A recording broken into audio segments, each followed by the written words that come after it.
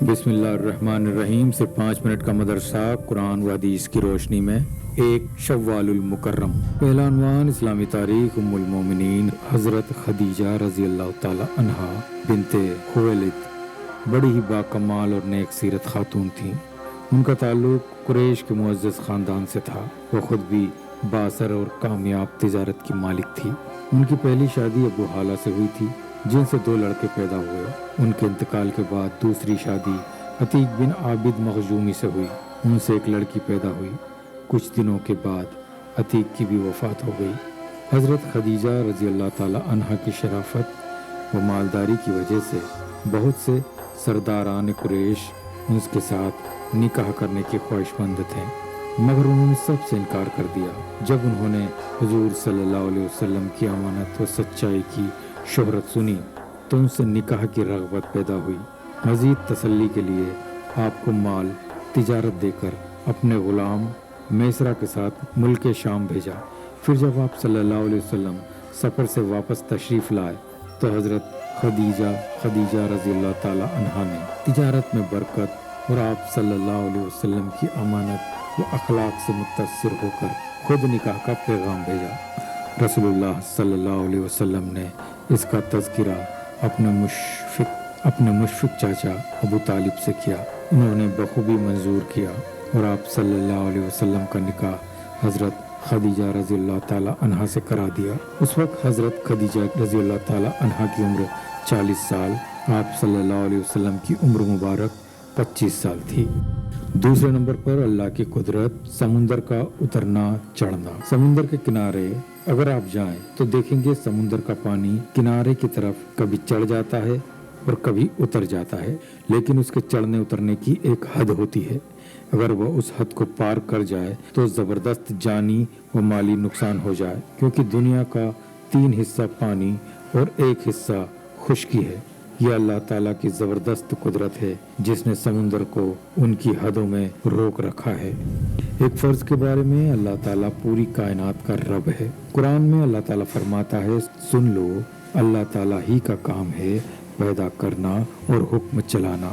وہ بڑے کمالات والا اللہ ہے جو تمام عالم کا پروردگار ہے۔ سورہ اعراف 54۔ خلاصہ، پوری دنیا کا رب اللہ تعالیٰ کے علاوہ کوئی نہیں ہے، لہٰذا ہمارے لیے ضروری ہے کہ ہم ان پر ایمان لائیں اور اس کا حکم مانیں۔ ایک سنت کے بارے میں معاف کرنا۔ حضرت عائشہ رضی اللہ تعالی عنہا بیان کرتی ہیں کہ رسول اللہ صلی اللہ علیہ وسلم نے اپنی ذات کے لیے کبھی کسی سے کوئی بدلہ نہیں لیا۔ ایک اہم عمل کی فضیلت شوال میں 6 روزے رکھنا۔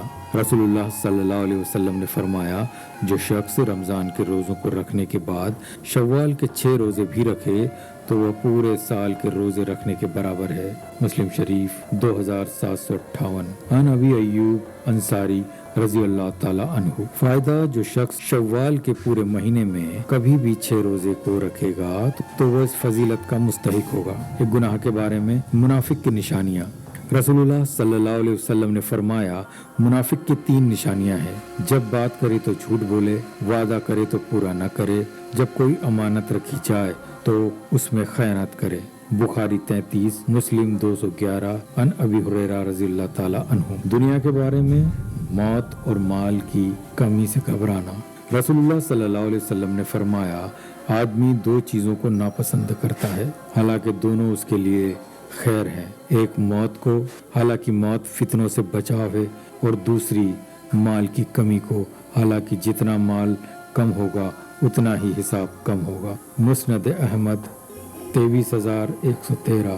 محمود بن لبید رضی اللہ تعالی عنہ۔ آخرت کے بارے میں ہر ایک کو نام اعمال کے ساتھ بلایا جائے گا۔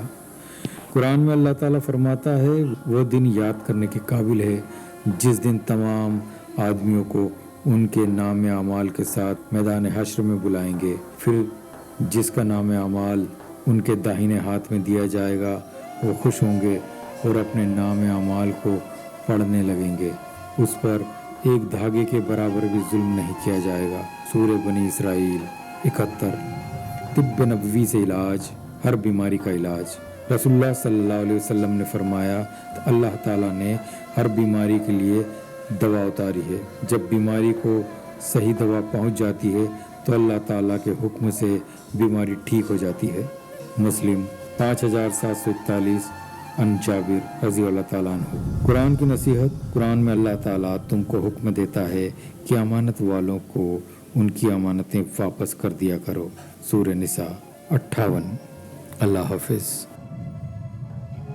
آپ اس عبادت چینل کو سبسکرائب کریں، شیئر کریں، بیل آئیکن کو دبائیں تاکہ ہر روز آپ کے پاس ایک نیا ایپیسوڈ کا لنک پہنچ سکے۔